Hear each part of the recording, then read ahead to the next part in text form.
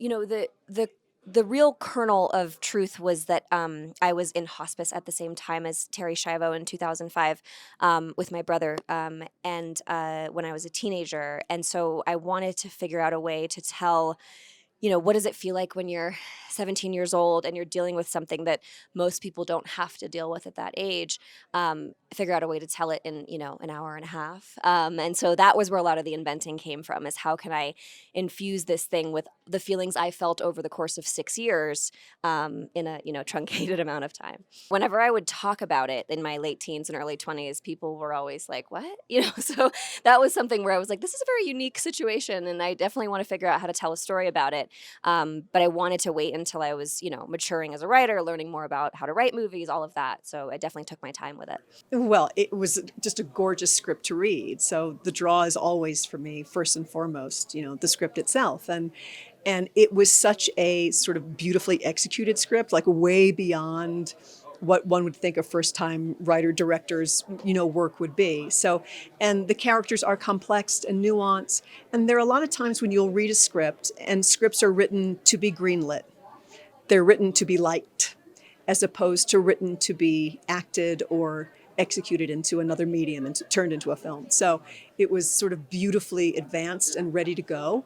And I loved the whole tone of it, and I loved the humanity behind it, and I thought it was an important thing to do, and I wanted to support this like gloriously talented person. Yeah, well, I met him when I was 20 years old, and he was the first screenwriter I'd ever met. So he was somebody that I was like, what is a screenwriter? How does it work? Like he taught me so much, and would just read everything I wrote and give me thoughts. And with this in particular, it was the first time I had ever outlined a feature. And so he showed me his method for outlining, which was like very simple, but also unlocked it for me in a way that made me feel like I could do it. It was very like approachable. He has a very approachable method. And he also just believed in the story and all of the things I brought to him. He was like, this is a movie, you can do this. Yeah. Well, Nico is just a flower. She's just this like gorgeous.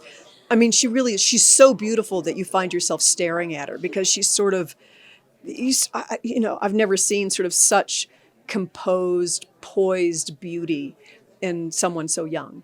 She also, is a wonderful conversationalist. Like she talks to you she makes cultural references that give me faith in the youth, in the global youth.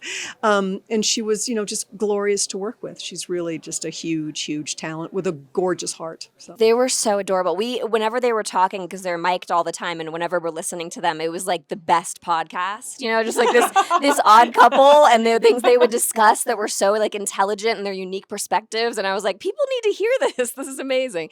They were darling, and he was so caring to her. And I mean, Laura too, Laura really was like guiding her and in a way that was so like not condescending and nurturing. And I mean, Nico really like felt that and benefited so much from being able to work with the two of them. Well, you prep different things in different ways. And because the script was so good, there was so much there. So I sort of meticulously go through the script and try to fill out and flesh out as much as I possibly can. And then I sort of hold off a bit and wait till I get to the culture of the set, because each set is very, very different, and try and figure out what, in this case, a writer-director, not just a director, what their main agenda is as far as how they want the story to be told. So, and then I try to help them do that as best I can, or provide something that will help move the story along in the way that they want it to be told. When they come from such a true place, when they're written with such generosity, it's easy.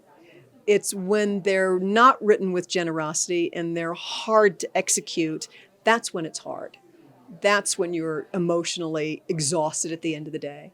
But when something, really sort of rings the bell of truth, there's a lot of work to do. I'm not going to underestimate my work process that much, but it's much easier to do when everything's in alignment.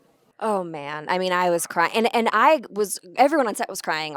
Every crew member, everyone. You just hear sniffling, and our camera operator's shoulders are shaking. He's trying not to, But it was really, for me, it was the performances. I wasn't thinking about my brother. I was just watching these two actors, and just tears. It was really so beautiful, that scene. And the girls in the cast, because the 2000s are back, so they were all just so thrilled. Caboodle boxes. I mean, anything, everything they saw on set, they were like, "Oh my god!" It was like visiting a museum for them. And yeah, I mean, it was just our production designer had so much fun. Our costume designer, we all, yeah, it was great. Yes, yes, I've shared it with my dad and my mom. And my mom's coming to the premiere tomorrow. Yeah, and they definitely were like, "Wow, that was extremely cathartic." I mean, there's so many like invented details that they're able to see it as a separate story, but also it definitely is bringing up everything they went through as well. Yeah. So I yeah. think it's important to know that my character is not fully based on Laura's mom. That it's a, I think there are things that are sort of resonate to her mother, but not. She's not. I'm not playing her mother. I really just, it's for me, it was just kind of a study on grief and how people grieve in different ways. And hopefully, without putting any judgment on that, hopefully not walking away being like, I should grieve this way, you know? I think that death and losing someone is so deeply personal that everyone has a wildly different reaction to it. And my point of view is like, every reaction's okay. And I really wanted that to come through in the movie, that all of these people who have such wildly different reactions to grief, none of them are doing it wrong because we're all just doing the best we can. God. I mean, it's a dream. I've never been here before. I've only been to the Sarasota Film Festival in my lifetime. So it's all felt like a dream. Yeah. I don't remember, to be honest with you. It's been in my life for a very long time and very significant to my career. Most of my films are independently made, so I was certainly here with You Can Count on Me. I was here with The Savages. Falling was here a few years ago, Viggo Mortensen's film. There's this, and I'm sure there's Squid and the Whale was here as well. So sort of like the movies I'm proudest of, all are all here.